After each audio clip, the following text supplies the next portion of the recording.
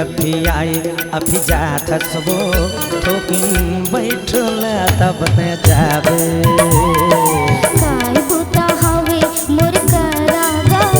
काली बड़े बजर घर में आवे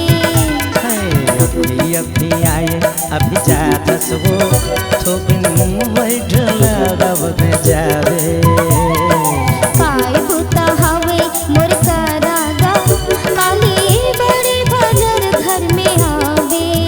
थोकिन बैठल तब ते जाबे काली बड़े बजर घर में आवे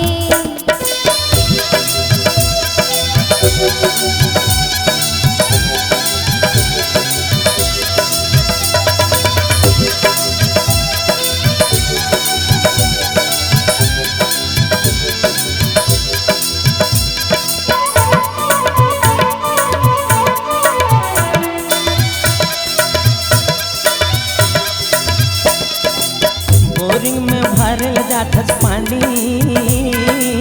लुगना ले झलक तोर जवानी तारगा कैसे कैसे की था रावण माँ कोटे खड़ी रही था हाय बोरिंग में भरल जाठस पानी लुगना ले झलक तोर जवानी तारगा कैसे कैसे की था रावण में कोटे खड़ी रही था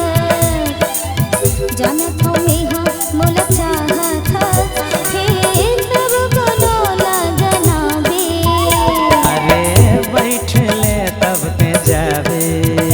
काली बड़े फजर घर में आवे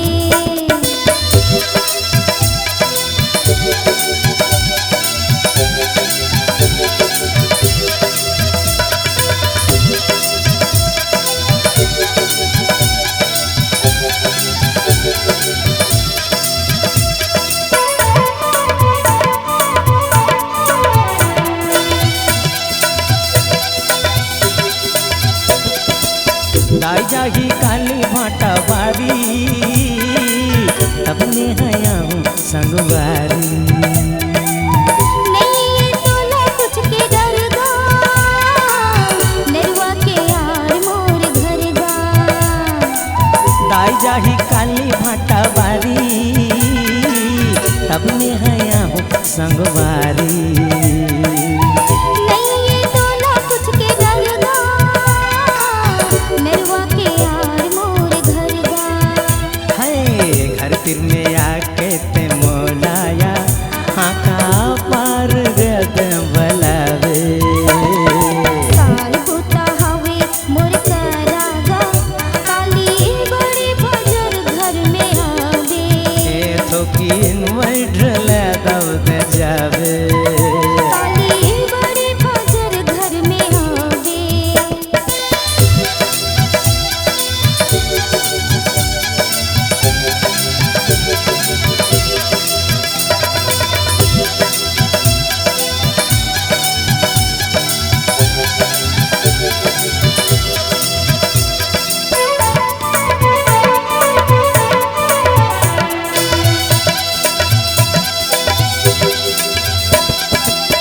आई लव यू मोर रानी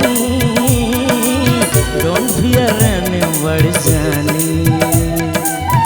तोर हमर बात हवे अलगे देखते देखत जादू चल गे आई लव यू मोर रानी डोंट फियर एनी बड़ जानी तोर हमर बात हवे अलगे देखते देखत जादू चल गे क्रिया खाके कर ले करारो ई जगायो ते हयावे काल बुता हवे मोर करागा काली बड़े बजर घर में आवे थोकिन बैठल तब ते जाबे काली बड़े बजर घर में आवे ये थोकिन बैठल तब ते जाबे काली बड़े बजर घर में आवे बैठले तब ते जाबे।